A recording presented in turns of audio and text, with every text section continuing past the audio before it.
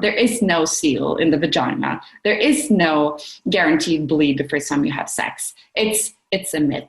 It's all fake.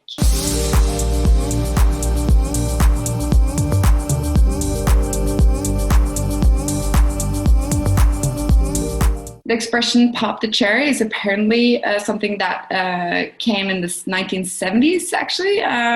And it goes back to this whole myth about the hymen, where you vision it as a membrane, a seal of the vagina. And it's something that is popped like a balloon. It says poof, and it's ruined. But if you just take 2 seconds to think about that, it doesn't make any sense, because girls have periods and the blood needs to come out of the vagina. About half of women bleed the first time they have sex, but that does not mean that their hymen is broken or gone or anything like that.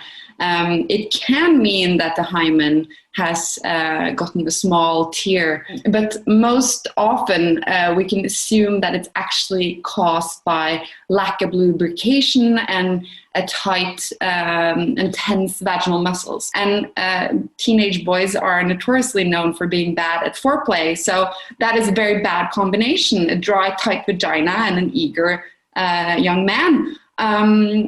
If you're a heterosexual. First time sex bleeds might be because of bad sex and not the hymen.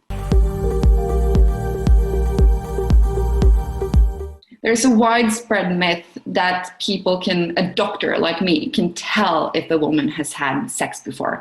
I work in the gynecology department, and I can tell you, you can't tell. A lot of countries, actually, governments still practice this on an official level. You have to do a virginity test to be part of the military. You have to do a virginity test if you're accusing someone of rape. A lot of doctors write virginity certificates by looking at the hymen, and they have these signs that they think are a sign of penetrative sex. But hymen is an elastic rim of tissue that is at the opening of the vagina. It can be shaped in several ways. Most normal is that it's like half moon crescent shape, but it can also be shaped like a donut.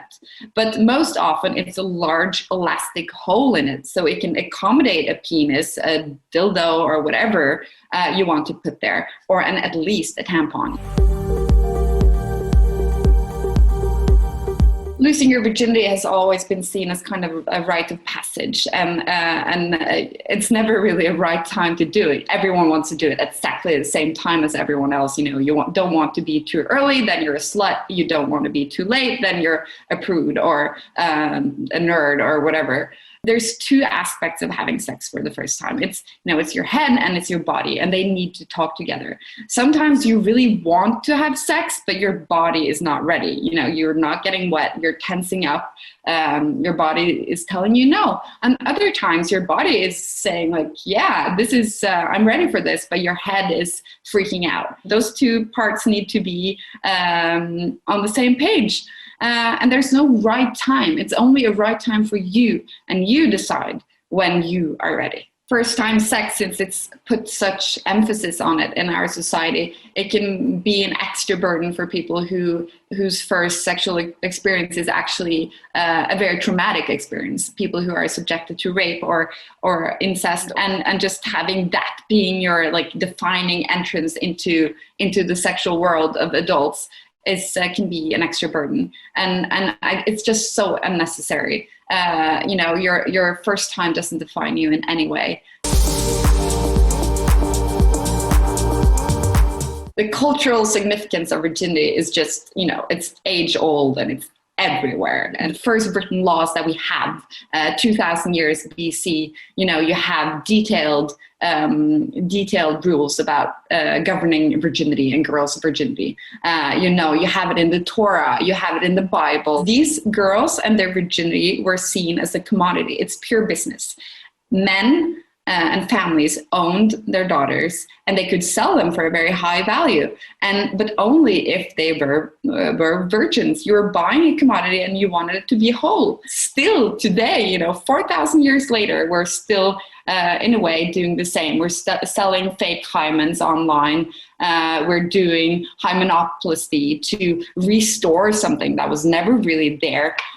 So now it's like a 4,000-year history of controlling female sexuality and taking this myth of the hymen as a proof of virginity to control them and to say that women need to be pure to have any value. And I just think today's women are fed up with that.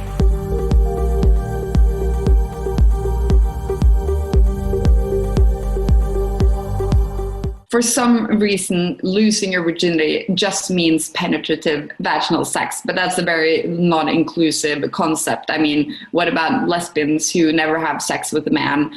What about people who have anal sex instead of vaginal sex, or have oral sex? It's all sex. Why is one form of sex more valuable or treated differently than the rest? I think this is something that people need to define for themselves. Some people say that the first time they orgasm is their first time. I would say that's a bit strict. Some women never orgasm, and I think they would feel left out if that was the definition. But I think it's up to everyone to define this. There's no medical truth in this.